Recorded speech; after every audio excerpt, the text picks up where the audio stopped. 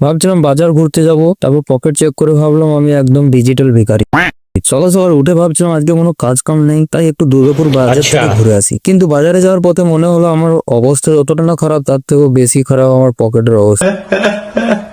মানে একদম ডিজিটাল ভিখারি, যাকে বলে UPI zero balance and cash হলো স্বপ্ন। যাই হোক, তখন প্ল্যান চেঞ্জ, ভাবলাম আজকে বাড়ি থেকে ঘুরে আসি। এই ব্লগে তোমাদের জন্য একটা ইন্টারেস্টিং জিনিস আছে, শেষ পর্যন্ত দেখো, প্রমিস করছি বোরিং লাগবে না।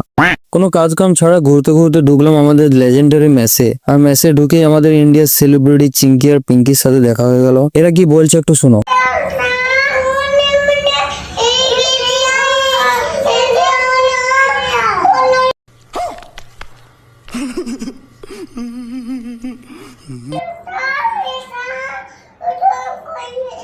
This is a country where we speak English. Fuck you! এই সেই দুইজন মহান ব্যক্তি, বুঝতে গেলে গুগল ট্রান্সলেটও ফেল করে যাবে।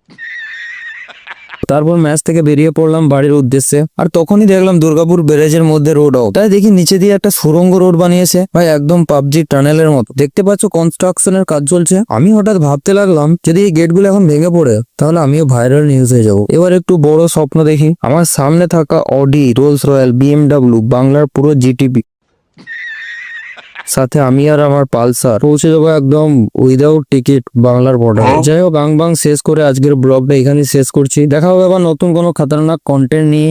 ভালো থেকো, সুস্থ থেকো, টাটা, বাই।